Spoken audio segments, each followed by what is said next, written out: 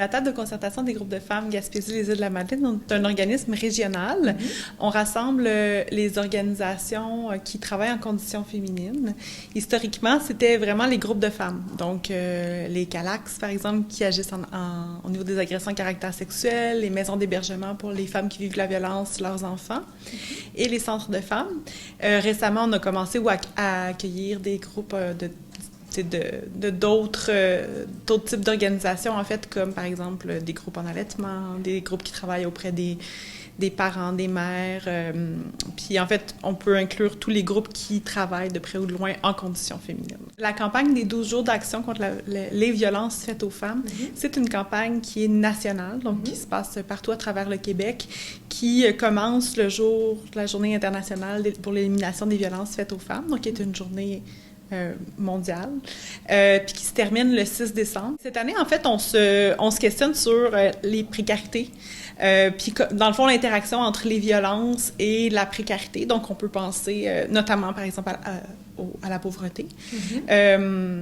Puis, dans le fond, comment est-ce que ces deux systèmes qui s'alimentent? Donc, on considère que les violences ou la pauvreté, les précarités, en fait, sont en elles-mêmes des violences. On sait que les femmes sont surreprésentées parmi les personnes qui sont en situation de pauvreté au Québec, en Gaspésie. Par exemple, une femme qui vit des violences dans un contexte familial, par exemple, peut avoir plus de difficultés à sortir d'un contexte violent si, en ce moment, on est dans un contexte de crise du logement, donc on a des taux d'inoccupation qui sont autour de 0%.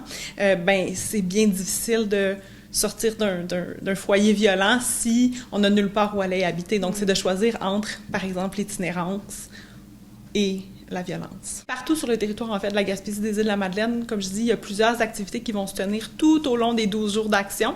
Donc, tu sais, puis je pense que c'est intéressant, en fait, pendant les 12 jours d'action, d'aller voir les pages, les médias sociaux de ces organisations-là qui, vont régulièrement faire de la sensibilisation, tout au long de l'année, mais encore plus, en fait, pendant les 12 jours d'action. Donc, comment est-ce qu'on identifie une situation qui est violente, c'est quoi les différentes formes de violence, comment est-ce qu'on peut être un allié, mais qui vont aussi afficher les différentes activités qui ont lieu dans les prochains jours.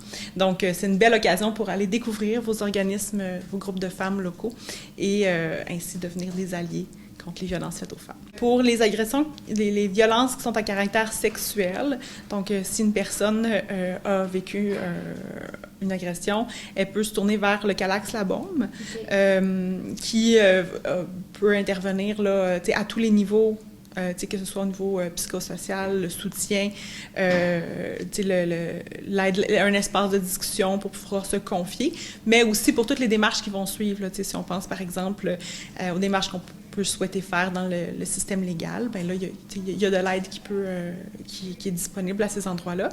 Les maisons d'aide et d'hébergement pour les femmes et leurs enfants, les femmes peuvent appeler à toute heure du jour ou de la nuit pour être accueillies sur place ou d'être soutenues. Il y a des services externes aussi. Si, par exemple, soi-même ou une personne qu'on connaît vit de la violence, que ce soit physique, économique, psychologique, sexuelle, bien, c'est possible d'appeler pour, en cas de doute. Des fois, on vit des situations qui peuvent nous sembler pas 100% claires. Puis finalement, bien, les centres de femmes sont aussi des alliés dans le contexte des violences. Il y a des intervenantes sur place avec qui on peut discuter. Il y a plusieurs activités, des espaces de discussion qui peuvent aider à réfléchir sur ce qu'on vit individuellement ou collectivement en tant que femme.